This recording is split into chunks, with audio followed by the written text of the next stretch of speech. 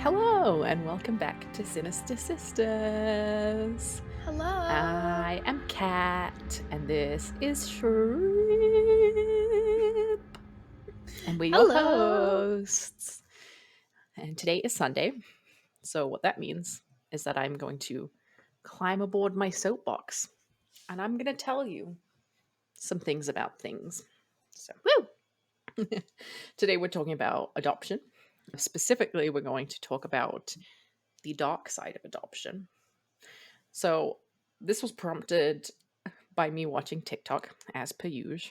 And I saw a TikTok that said it's common practice, or like it is a practice within the adoption world, to change babies' birth dates along with their Why? names and whatnot. Not really sure, just cause. Maybe you just don't want a Weird. Scorpio in your life, Fair. whatever the case is. Honestly. Those Um, Geminis. yeah. So I did a dive. I became enraged while reading and researching for this episode, so you might get a slightly unhinged version of Cat today. Woo. So we have a couple We of love that. we have a couple of content warnings. So we are going to talk about child abuse, kind of in all ways, murder, and just some kind of generally unpleasant topics specifically related to children. So, if that's a spot that isn't comfy for you, please click off and be safe. And we'll be back on Tuesday for an episode not involving crime against children. And next week on Sunday, I will strive to choose something a little bit more fun and happy. So, in the media on adoption, we often see adoption of this as this beautiful thing, a childless couple who saves an unwanted baby from a crowded orphanage. But the reality is that there's an estimated 1 million US families who are looking to adopt, many of whom are looking to adopt specifically infants. Those 1 million families um, significantly outpaces the amount of available babies in the country.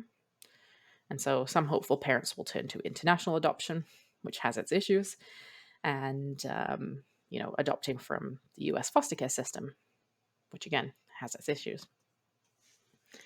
For those who are wealthy and have the means, there's also private domestic adoption, which is expensive. Adoption, when it is successful, is a wonderful thing. We have in our family people who were adopted and it was successful. I know people in my, friend circles as well, and it is beautiful. However, everyone who comes into adoption at the kind of birth of the child is coming in grief in some way. Everybody has lost something, and so adoption is not something that's for the faint of heart. The fact is that most adoptions are not these altruistic acts that we often see them as, but they're really just a fulfillment of the adopter's hopes and dreams for a baby or for a family with children. That means that adoption, adoptive parents, and adoptive families are just as imperfect as the rest of us, and sometimes they are less prepared for child raising than other natural parents. So we've seen in the news recently many cases where adopted children have been harmed or abused, even killed by their parents. And on the surface, these parents wanted those children so much, right? Which makes it even more horrific. So, an example of this is the case of a child called Hyun-soo, a 3-year-old South Korean boy who was adopted by NSA agent Brian Patrick O'Callaghan and his wife Jennifer in 2013. Just 4 months after the couple brought home Hyun-soo, he was beaten to death by Brian, suffering a fracture at the base of his skull, bruises to his forehead, swelling of the brain, and other wounds. Yeah. Jesus. Initially, Brian disputed the claims, saying that the boy had fallen in the shower and it was an accident. But when Brian took Hyunsu to the emergency room a few days after this alleged shower fall, Hyunsu was already brain dead. So So Brian, wait, what? so So he was taken to the. But when you're brain dead, you don't like move, right? So yeah, so he fell. he was. The initial story that they gave was that the son fell in the shower and hit his head or something like that, and then they put him to bed. Woke up in the morning, and he had like mucus or whatever coming out of his mouth. So they took him to the emergency room, told the doctors this story, but the boy was already brain dead, likely brain dead when they got to the emergency room. So probably 12 or so hours later. So he died overnight, kind of thing. That's sad. hmm So eventually, Brian pled guilty to the charges of murder in 2016, and he was sentenced to 20 years in prison. However, part of his sentence was suspended. 12 years of his sentence was suspended, meaning he likely will only serve 8 years or less for the heinous crimes that he committed. Brian blamed his actions on PTSD. He's a veteran. He was a veteran. But he's a veteran. But this diagnosis was actively hidden from adoption agencies and actually went as far as to taper off his psychotropic medication in order to pass required drug tests in order to adopt a child. So Holy he shit. knowingly hid the fact that he had PTSD from.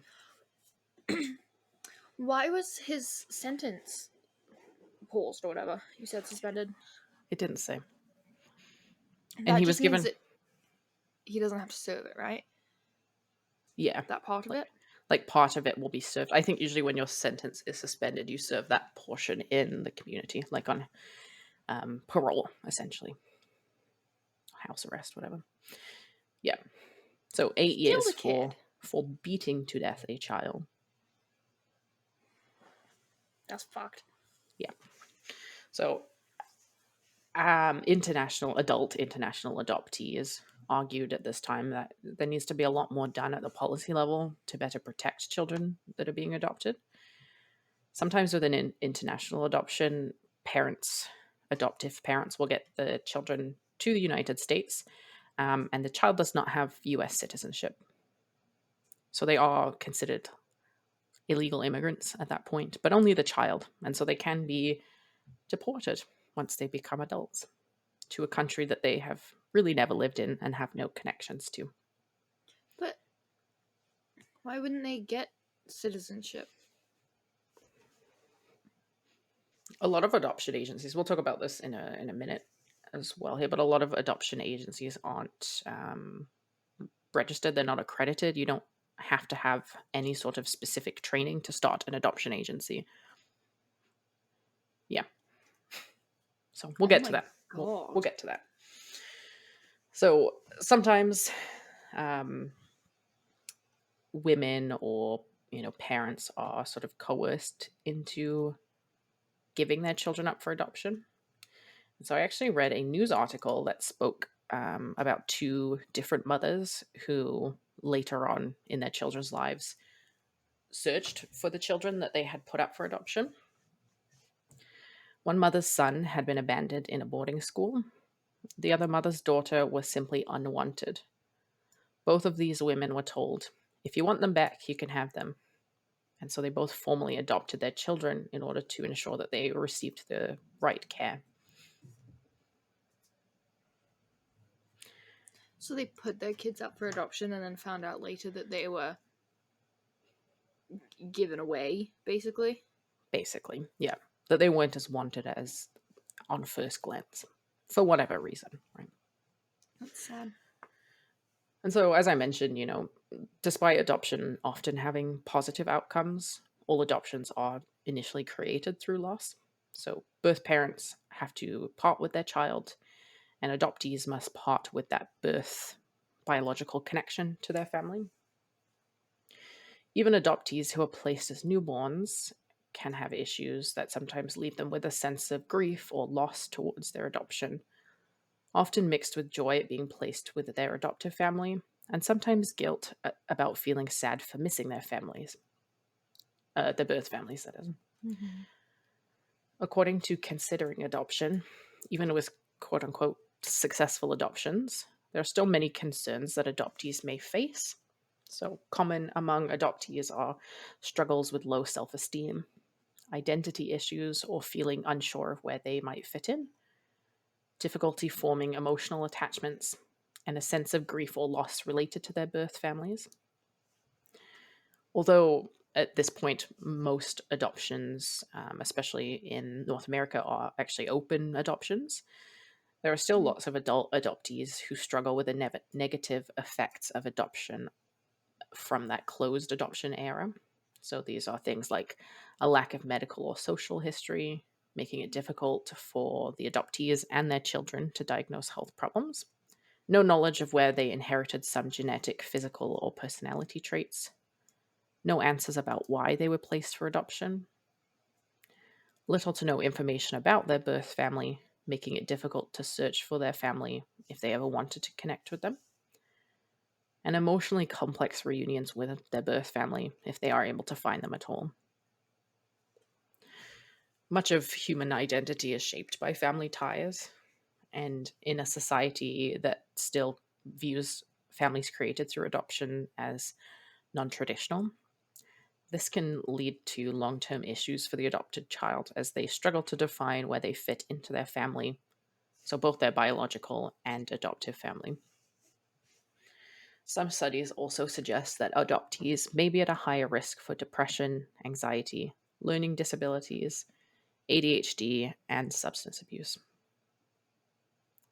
And so, despite this, and seemingly endless desperation for people to adopt, those 1 million families in the US looking for infants, it's surprisingly easy to exchange children online with little legal intervention or monetary exchange.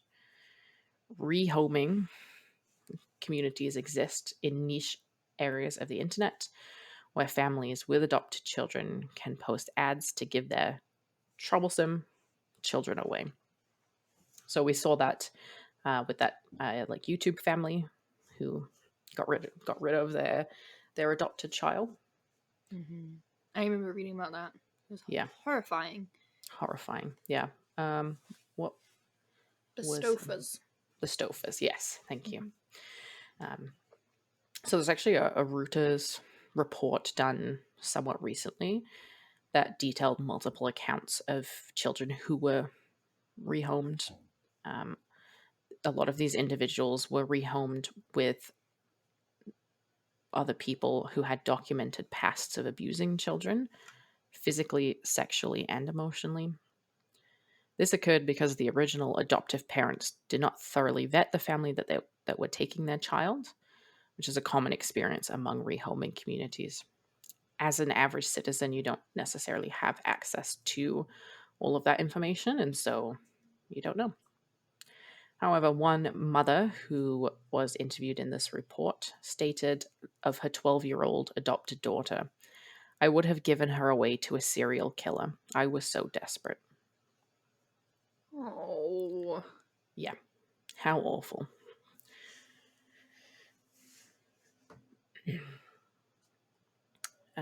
So this sort of reflects troubles that are faced by adoptive parents.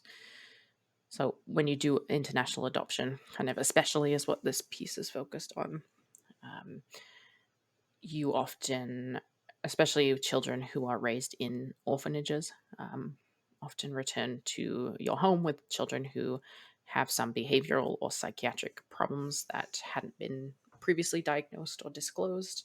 There's also a lot of um, research about the orphanages um, in other countries not really caring appropriately for children, and so they don't have the same abilities to form, emotional connections and things like that because that had never been modeled for them.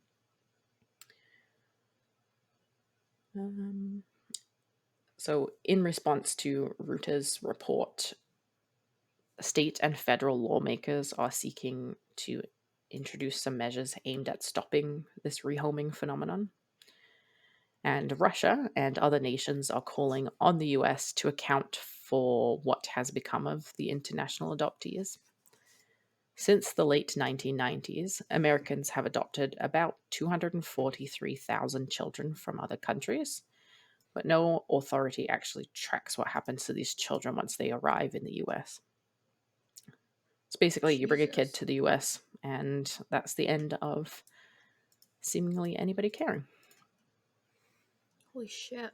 Yeah. And so I mentioned at the beginning of the episode that a lot of well to do people will go through private domestic adoption. So a 2021 adoption agreement was reviewed by Time Magazine and Newsy, and that showed that the prospective parents in this agreement were charged more than $25,000 in fees, which did not include the legal costs for finalizing the adoption, expenses paid to the birth mother while she was pregnant, and other add ons like gender specification. The full tab of a private adoption can balloon to more than twice that, so it can balloon to more than $50,000. So, Jesus. yeah, you can specify if you're doing a private adoption what sort of gender, race, even if you're interested in taking special needs kids or not. And then you get charged additionally for that. So, yeah, great. There's only 300 actually accredited adoption agencies in the US, but there are something like over 3,000 that are currently operating. So most adoption agencies are not, what's the word I'm looking at for? Are not accredited, not Holy monitored. shit.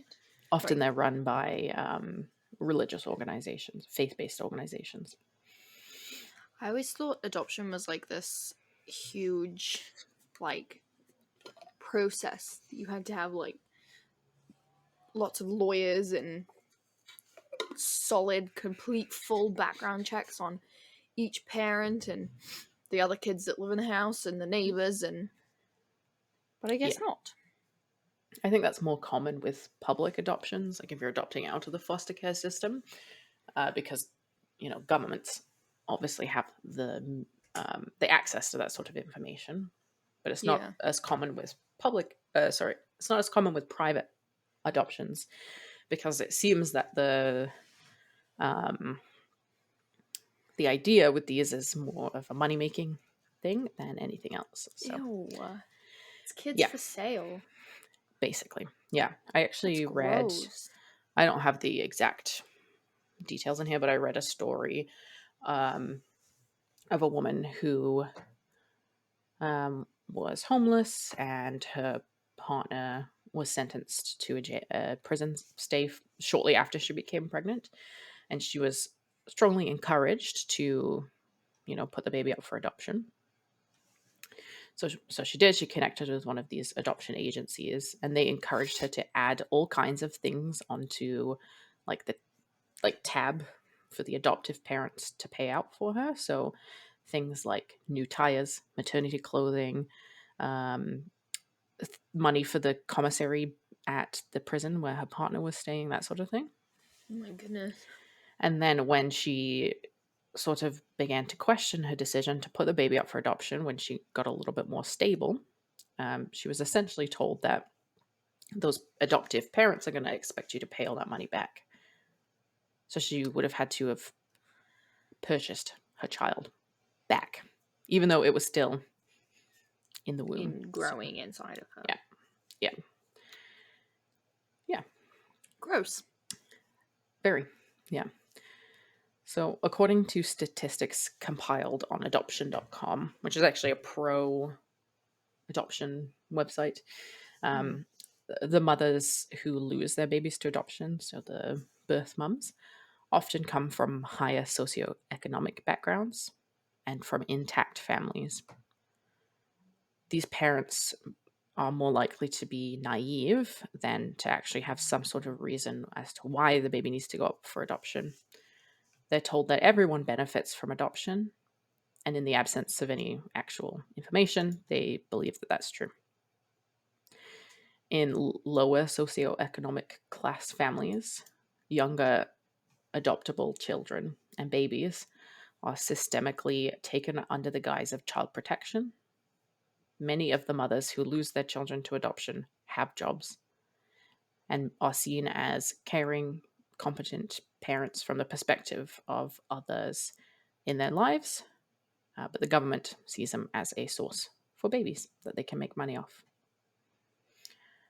A lot of times, these mothers who lose their babies to adoption have really severe lifelong traumas, issues. It's common for mothers to kill themselves when they find themselves in this situation. Mm. And there's also higher rates of further childlessness, divorce, troubles with alcohol usage, and other substance use disorders. Yeah, so gross so far, disgusting. It's like the government. So that's kids being taken by CPS, right? Yeah, yeah.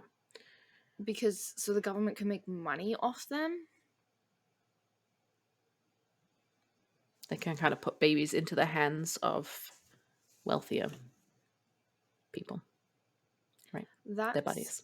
gross. Yeah, It's making humans a commodity, yeah, a product. yeah. Mm-hmm. Ew. Yep. So I think it would be really wrong to speak on adoption without talking about the specifically racist and anti-poor overtones that are often related to adoption. And since we're in Canada, that's what I'm going to speak about specifically as concerns within Canada. But it seems that these sorts of issues or similar issues are exist in all Western countries where adoption is common. So definitely in the United States. I read some little bits about Australia and New Zealand as well. So as we've already spoken about, the cost of private adoption can be astronomical.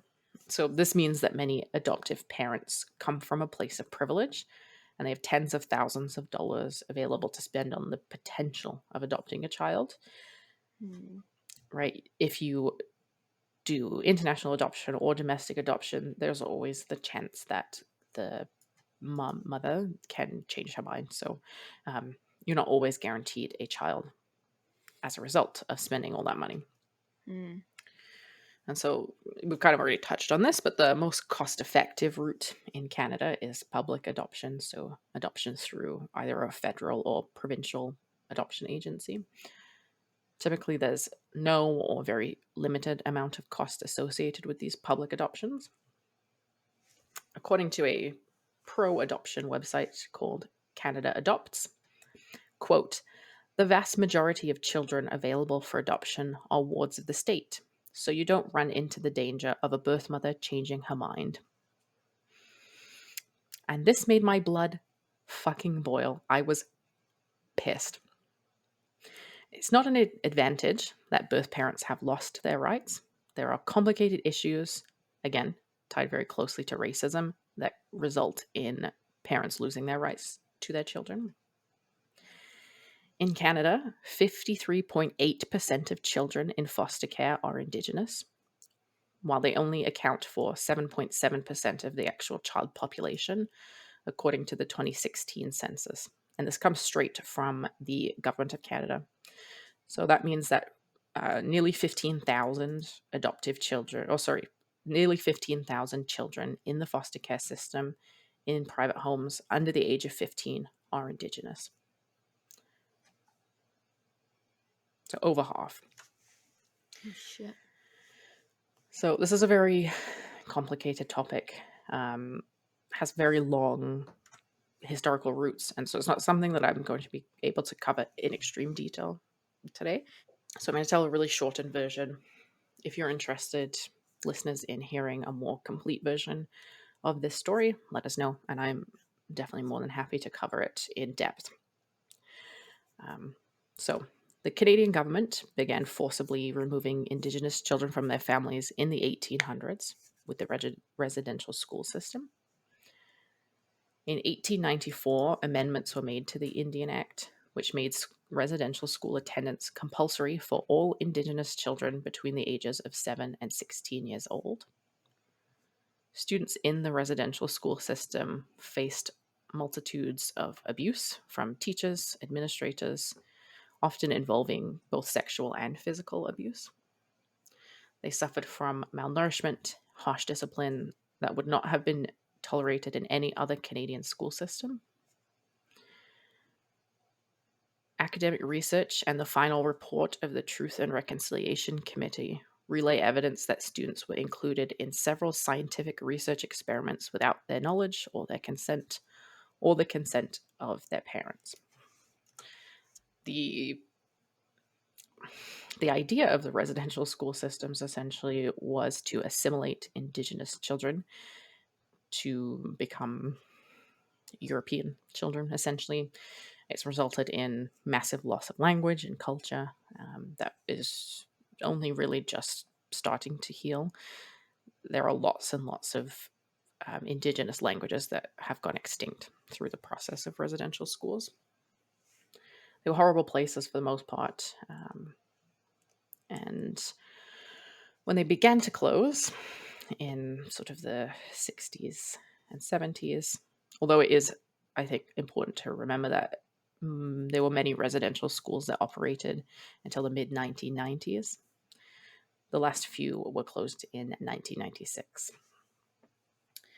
However, just because these schools were closed did not mean that the government stopped their policies of forcibly removing Indigenous children from their families.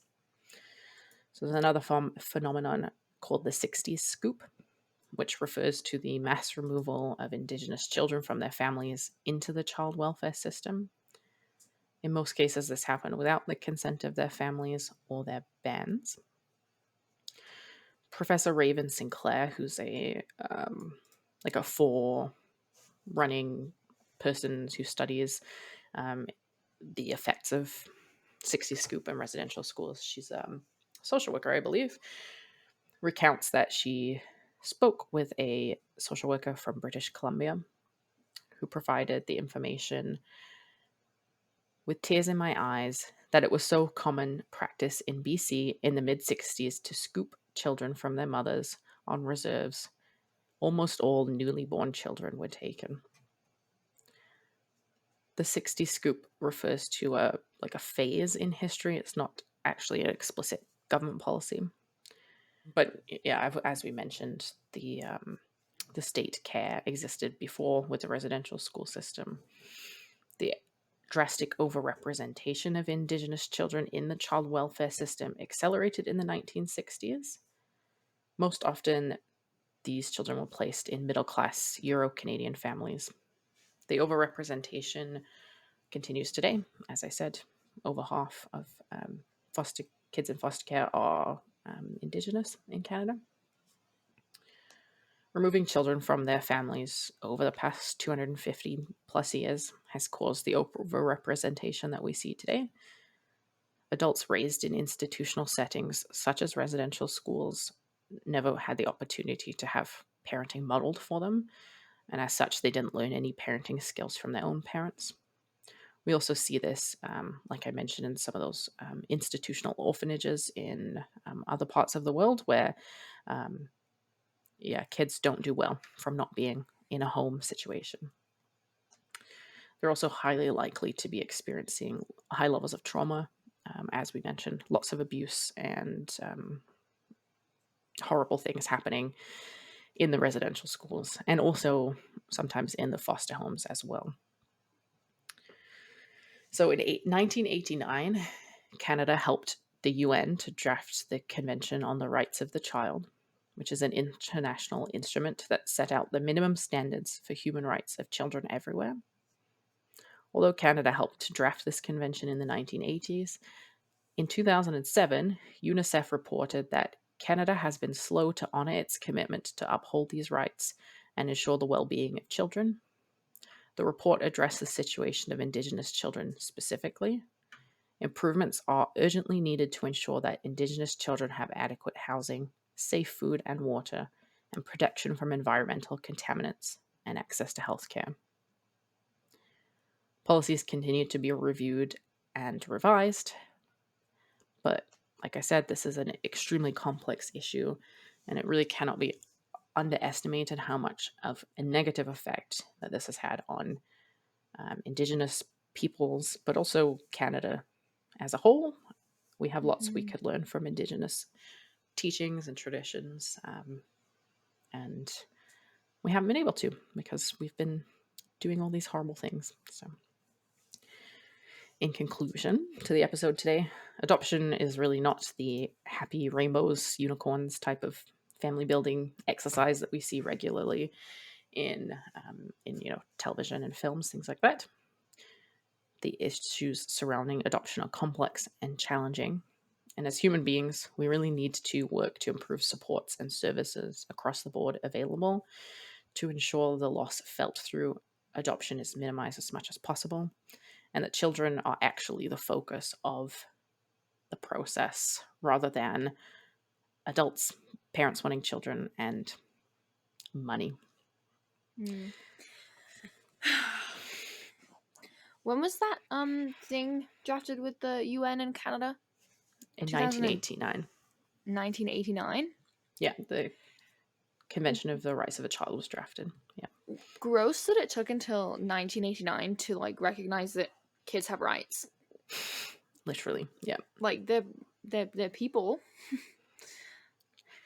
Gross. Yeah. I do also think that the UN more recently, probably in the last 10 years or so, also berated Canada for their terrible treatment of Indigenous people in general and Indigenous children. So Canada's kind of on the shit list for that.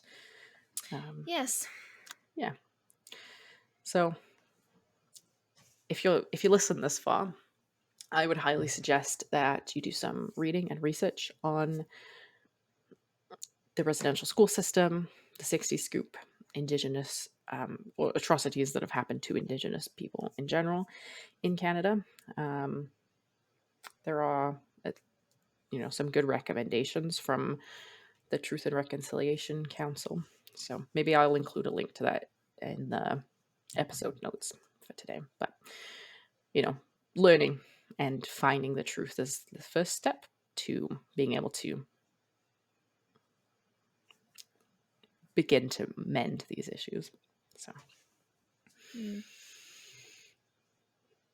yeah. So, thank you for listening. We appreciate you.